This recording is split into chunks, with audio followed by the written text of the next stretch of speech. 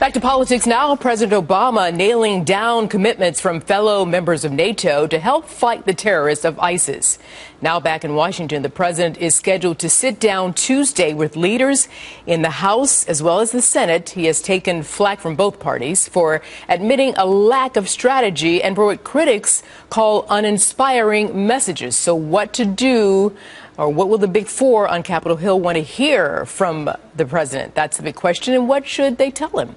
We're going to find out. Tom Rogan is on the phone now. He is a columnist at the National Review and Daily Telegraph. Tom, good afternoon. Can you hear me? I can. Good to be with you. Okay, I'm so glad you're here. Let me get through this with you. First up, though, what answers will President Obama have to provide Congress to present a clear vision of the president's plan of aggression against ISIS? Well, I think the first thing that he'll have to do is to outline in a more specific fashion allies that he's been able to assemble and what exactly they will be bringing to the table, because so far we've seen a good increase in rhetoric in terms of what allies are going to bring to the table, but we don't know specifics. And until you have specifics, you don't have a coalition. I apologize that someone's beeping their horn. But, that there is an absence of details, and really that's going to be the contingent factor, because obviously up until now, we have a president who hasn't been able to articulate a strategy, and that concerns a lot of members of Congress. Definitely concerns members of Congress and the American people, quite frankly. And you mentioned some of those allies, not sure what they're going to bring to the table and how much fire they're going to pack, so that does remain to be seen. Conversely, though, let's talk about Congress and what can Congress outline regarding their position to let the president know that they're behind him and encourage him to make bold moves against ISIS.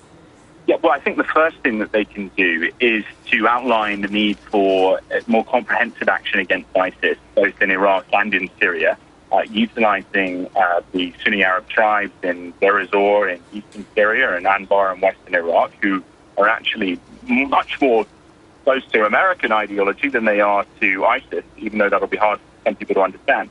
But more than that, to say to the president in a clear fashion that Congress stands with him, that if he is willing to take tough action, this won't be a partisan issue, and that thus he shouldn't fear the domestic political consequences of tougher action. Hey, and I think, go ahead, Tom. Go ahead. I was just going to say, and in that sense, providing a clarity through unity that would be able to help the president make the right call.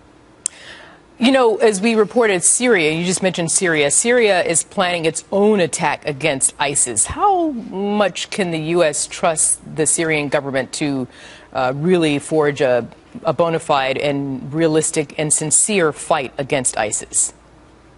I think really that there's very little opportunity for a close alliance with Syria. I mean, the Assad regime intentions are ultimately very distant to the United States. They are very hostile, not simply to ISIS, and the other hardline Salafi Islamist groups. They are very hardline in terms of pure brutality, gassing, as we've seen, to anyone who stands in their way of totalitarianism. And I think the imagery of the United States engaging in some form of alliance with Syria, whether tacit or open, would be catastrophic for the moral authority of the United States. And I think also there are alternatives without the Assad regime.